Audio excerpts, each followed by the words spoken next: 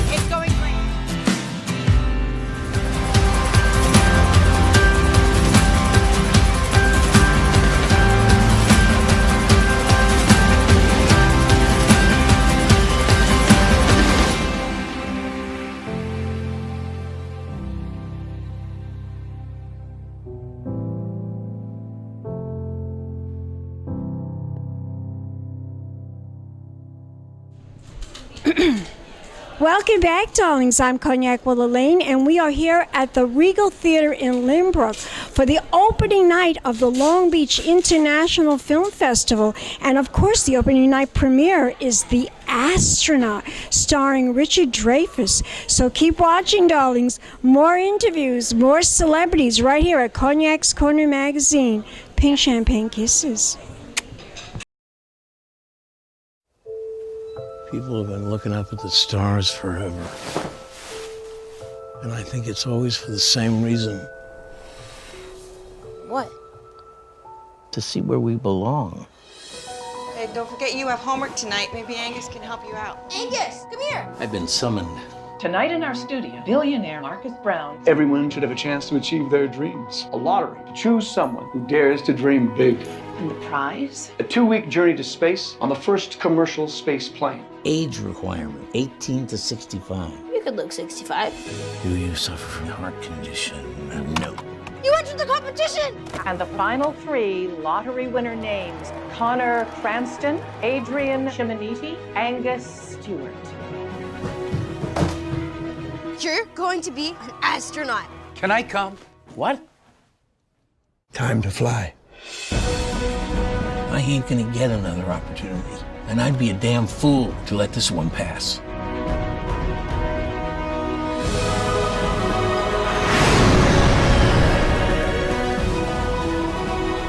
You know I have to do this. I know. You do. He's a brilliant man. He still is.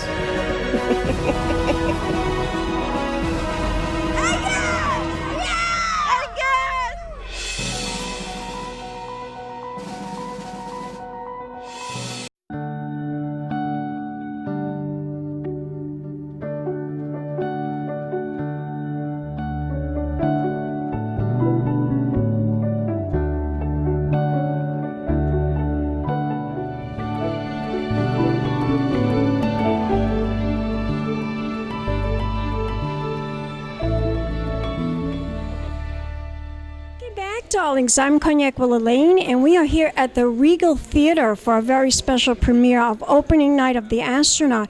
And of course, this is the start of the Long Beach International Film Festival. I'm here with one of the filmmakers. She's going to introduce herself to the camera. Hi, I'm Tawny Sorensen, the writer, producer, and actress for AsOne, screening on Friday here. Can you tell my audience the synopsis of the film, what this film is all about? It's about a young couple that gets into running, and during their experience, they have to deal with grief and loss, and running takes them into a society, the Lymphoma and Leukemia Society, which has a running team called Team in Training, which in reality I am a runner for them, and I wanted to dedicate a film to them and this organization for all that they do. Was it a challenge? Was this film a challenge to produce, to film, to even write about? Are you the writer as well? I am. It was a challenge because there are so many different types of situations that bring people to this team. So being that I know all of them, and I run with them each week. I wanted to make sure it was an accurate depiction of all the reasons why people run for charity and why it's so personal and important to them. So I wanted to do it justice, it took about 1.5 years to write the script. I could just imagine. How many actors are in the film? There are 8. Nice ensemble. Yes, and a lot of background, which is actually comprised of teammates of mine that I run with. So they were in the film too, and made it special. Now, it took a whole year to write the script. How long did it take you to actually film this movie? So pre-production probably took about 2-3 months, and then filming only took 3 days. So yeah, we did exterior day, interior day, exterior day, and we were done. So what do you think of the Long Beach International Film Festival? Pretty neat, right? I am so excited to be here. Yeah, It's a blast. You're going to have so much fun at this festival. It's wonderful. Craig Weintraub, he's really a gentleman. He's a prince and a gentleman, and you're going to love the festival. And has so much to offer. All filmmakers, all actors out there. It's a great place to get exposure for your film. Now, tell my audience, where can we go to find out more information? What is the website? Right now, I have both my production company over the High Moon Productions and AsOne on Facebook. I have a page for each of them, so that's pretty much where all our updates are as far as screenings. So what is it called again? AsOne. AsOne, that's the name of the film as well. AsOne. Interesting title. What made you come up with that title? Because at the heart of it was the couple just being newlywed and doing things, figuring out how to do things as one together before tragedy strikes them, and then turns us into something more when the character Jill joins the team, because then it's doing things as one with a team. And can we follow you as a filmmaker? Do you Absolutely. I am Tawny, T-was-S, on Instagram. And spell your name? Tawny, and then also, so Instagram is Tawny,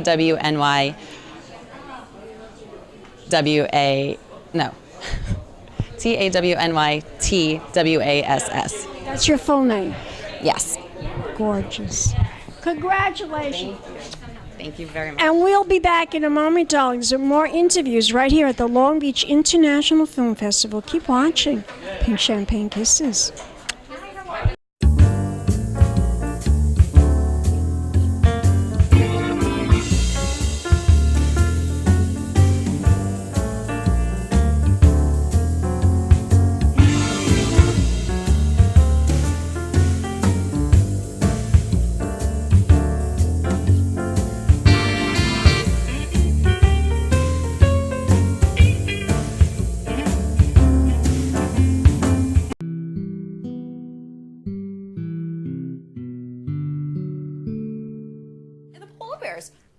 Those stupid Save the World commercials they have with the baby polar bears drowning in Antarctica because of melting glaciers. I mean, if I see one more polar bear drowning, I'm gonna. Wait a second. Breathe. I know everyone goes around thinking it's not my problem, but it is. Look, there's a lot of crazy things in the world, but we're okay, right? Mm-hmm.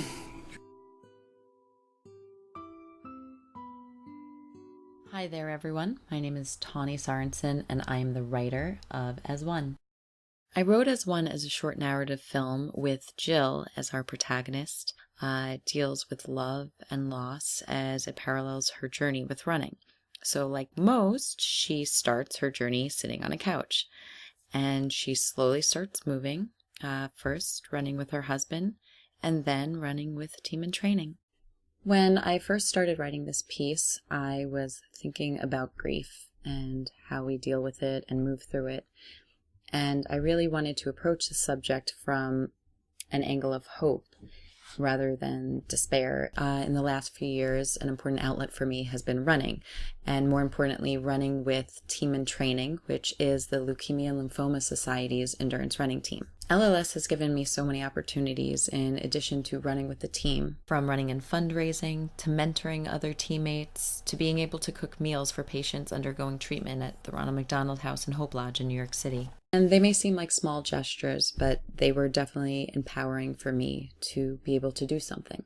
The team really brings together some wonderful people, and they have truly become a second family to me. So this film is really a tribute to the Leukemia and Lymphoma Society and Team in Training, as well as a tribute to my lovely teammates that I've encountered season after season. It's getting out of bed each day and putting one foot in front of the other and moving forward, because any step forward in life is progress. Thank you so much for listening, and I hope you'll be able to help us get AsOne in its running shoes and up on its feet.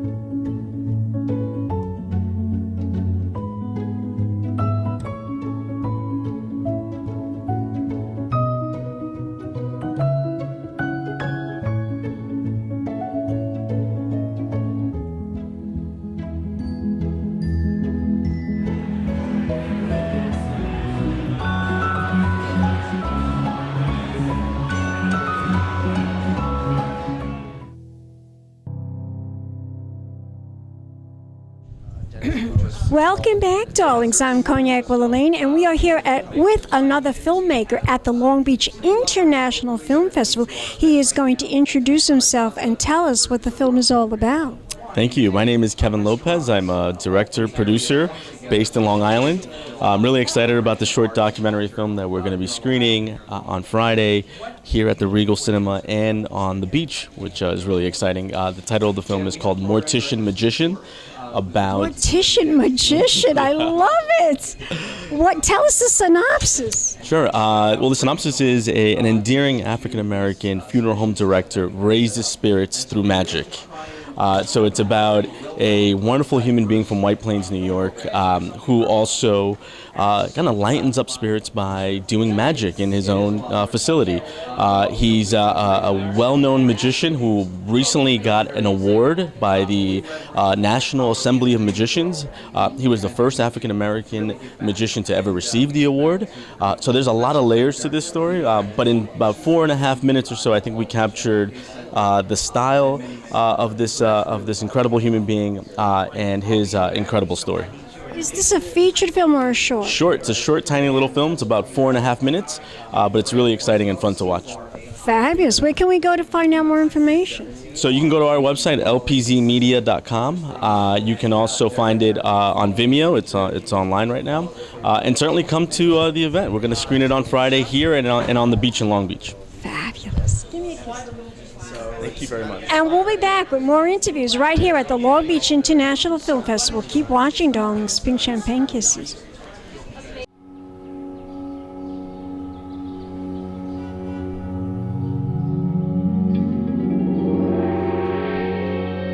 My name is Theodore J. Lee Jr.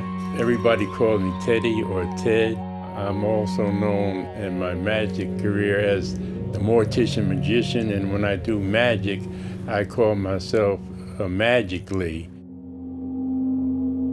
My friends, they were the type who were, scared to, handle a casket, or they would ask me questions about, how do you live there with all those bodies around you? But I was really never scared. I think one time when I came home from school, it's probably the only time that I really got surprised because I had to go downstairs from our apartment, down the hallway, into the embalming room, and then go down another pair of stairs into the basement to empty the garbage and set it out. So this one day I came home, and when I came downstairs and opened the door to the embalming room, there was a body laying on the slab, and the feet were just facing me, and I never expected to see anybody in there. I guess my father had made a removal that day, and the body was there, and I sort of was frozen in my tracks, but just for a few seconds.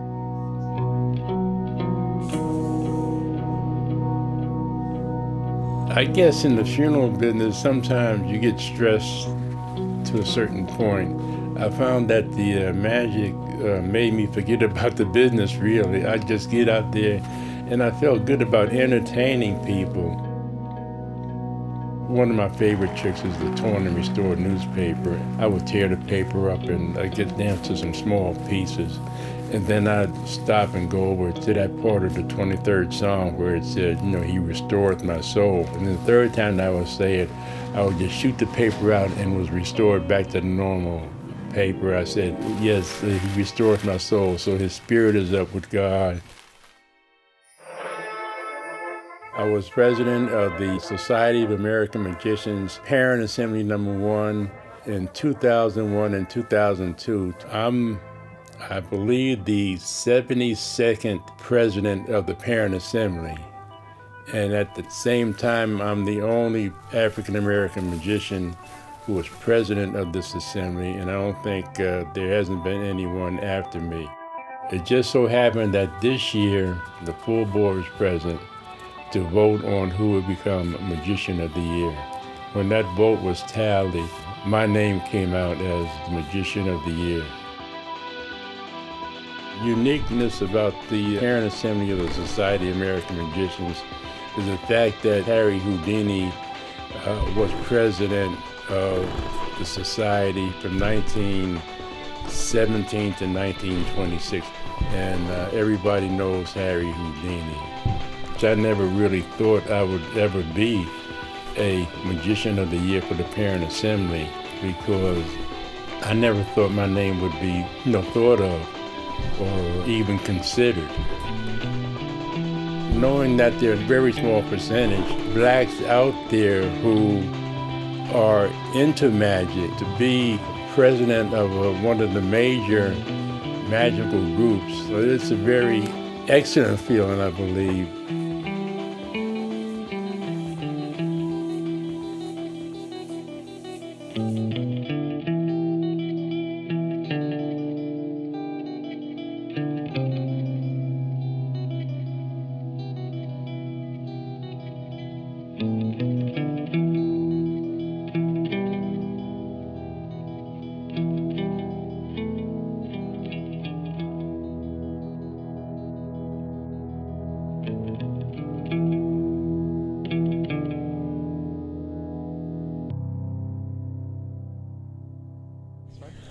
Welcome back, darlings. I'm Cognac Wellerlane. We're here at the Long Beach International Film Festival, and it is their 8th year producing this festival, and it's an international film festival with movies from all over the globe. And I'm here with one of the filmmakers who's featuring his film right here at the Lynbrook Regal.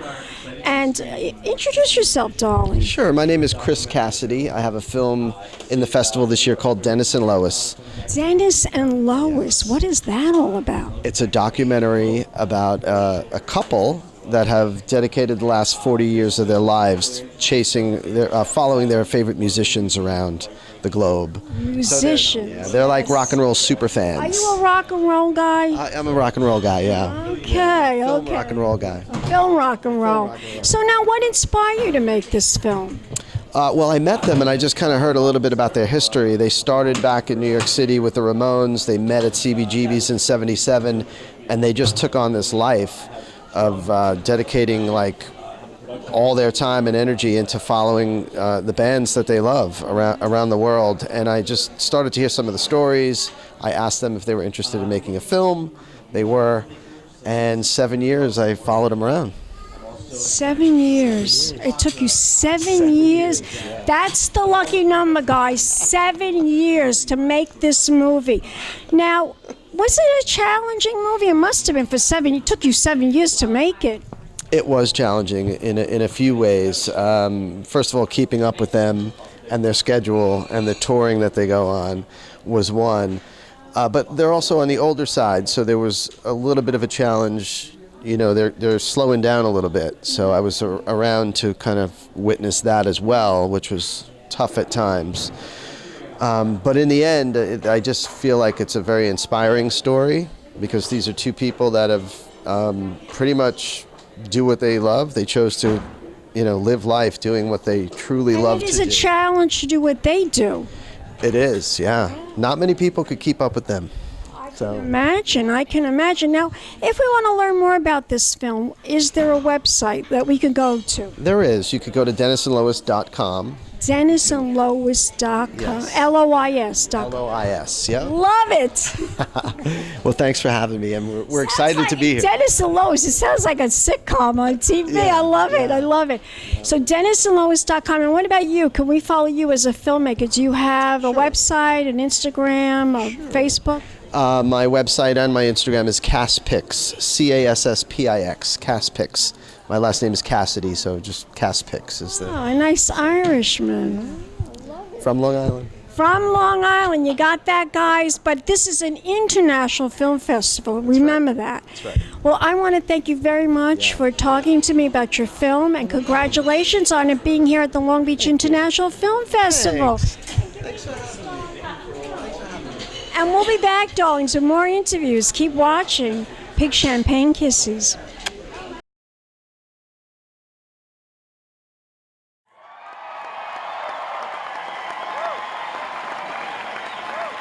Since 1975, when they found each other and they found live music, they have spent one night apart.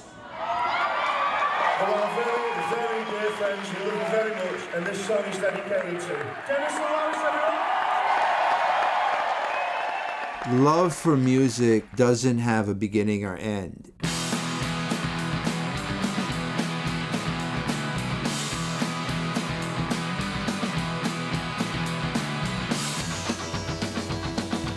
You go to see it or you listen to it, and it's sort of like a religion. It's sort of like music. It's been put there to help you through your life. In rock and roll, there's the bands, but then there's the audience too, and when they kind of come together to create more excitement. I think music is an eternal thing. Good music will always be with us. It takes on different shapes, different forms. We go to maybe 4 shows a week. Sometimes 3 shows in a day. Early show, late show. And real late show. They're iconic in the way that they were there when a movement started. I had noticed this couple. I mean, I could just see their faces, and I knew that they were feeling what I was feeling. So really fast, they became like members of the inner circle. I had heard of them just through the Happy Mondays song. The Happy Mondays song. The Happy Mondays song. Dennis and Lois brought the pot, the weed, the good stuff. These aren't strange cats, these are really whacked out cats, in a really good way. I think it's kind of ironic when you get on stage and you realise your merch people are more famous than you are. Yeah, she'll go get it signed for you.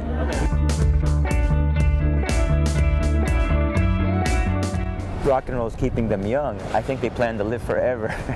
By offering all sorts of services became part of our lives. Or actually, I think we became part of their collection. I could do this for the rest of my life and do just what I'm doing right now. Just going around watching them play every night. I just love it. Just because you had another birthday, that doesn't mean you've got to give up what you love. We still go to music because we love it. Why should we give it up? Happy birthday! Happy birthday! We do rock and roll. That's what we do. That's what we know. That's where our friends are. I think maybe Dennis wrote on Facebook they're gonna come out to all of the shows. I was like, all of the shows? And I was like, oh, that's kind of cool.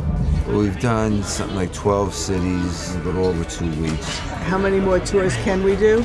I mean, you want to, but physically, can you? They were standing and someone jumped off into a marsh and she twisted and injured her thigh and lateral leg. I believe in music. I believe in the healing power, the positive energy music has. This is a film not about pop stars. This is not a film about someone who's already famous. It's a film about two people who are completely legendary, but nobody knows about.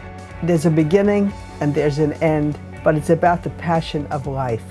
It's about doing what you love.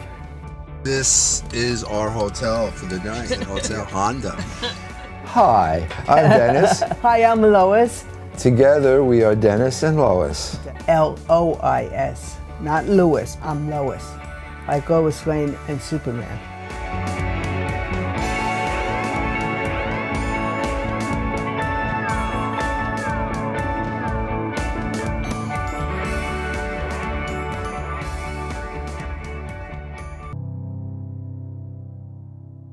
Welcome back, darlings. I'm Cognac Wellerlane, and we are here at the Long Beach International Film Festival.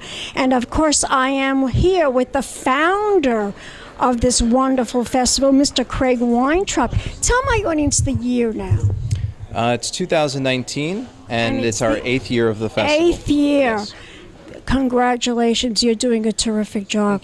Tell us about how many films we're going to be seeing at this festival this year. What can we expect? We're screening a little over 50 films at this year's festival in both Long Beach at the Long Beach Public Library and then here in Lynbrook at the Regal Lynbrook 13. Why Lynbrook? The theater here is unbelievable. They just built this. They spent tens of millions of dollars rebuilding this theater.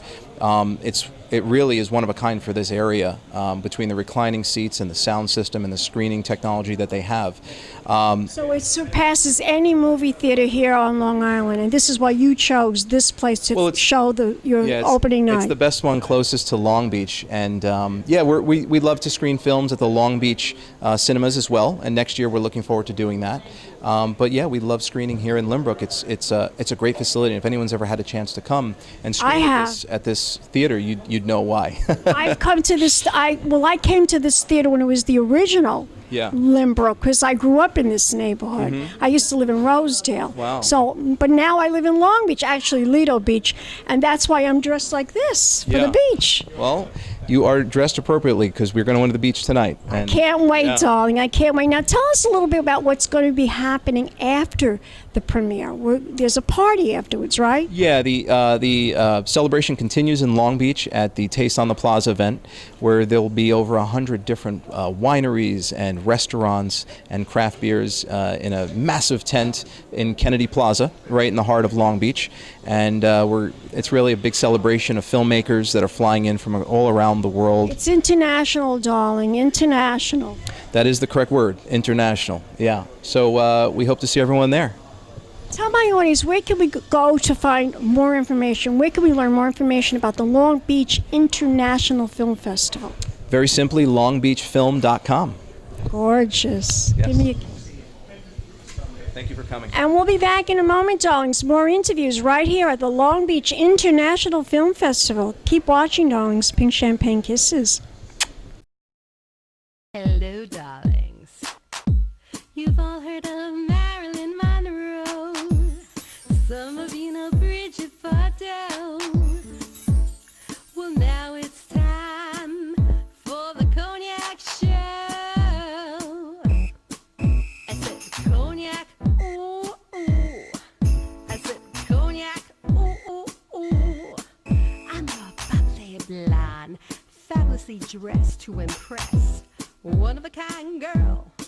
I was brought into this world wrapped up in pearls. I love to mingle, though my husband reminds me I'm not single.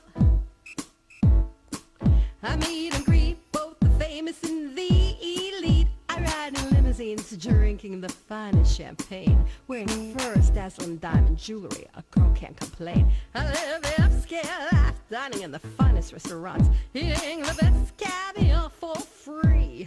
And no matter how much I enjoy cognac, ooh, ooh. I said cognac, ooh, ooh, ooh. It's been a Crybaby Productions, darlings.